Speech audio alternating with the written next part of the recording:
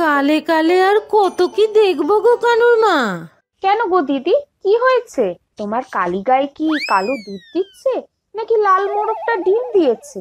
আহারে, ঢং দেখে আর বাঁচি নে গো।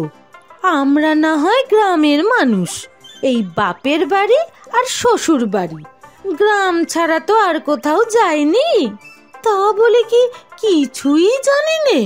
ও মা, এমন কথা কে বললো শুনি? সব কথা কি আর মুখে বলতে হয় গো? আচার আচরণে বোঝা যায়।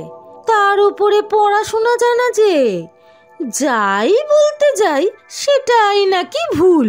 তা এতই যখন বিদ্যে বুদ্ধি, তাহলে এই এদো গ্রামে বিয়ে করে আসার কি দরকার ছিল শুনি? এবারে বুঝেছি, ওই ঘোষ বাড়ির নতুন বউয়ের কথা বলছো তো?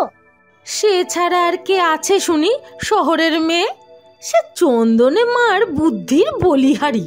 চন্দন না হয় জোয়ান ছেলে, শহরে পড়াশোনা করতে গিয়ে মেয়েটাকে ভালো লেগেছে, তবে তাতে কি? চন্দনের মা কোন আক্কেলে ওকে বউ করে ঘরে তুললো শুনি?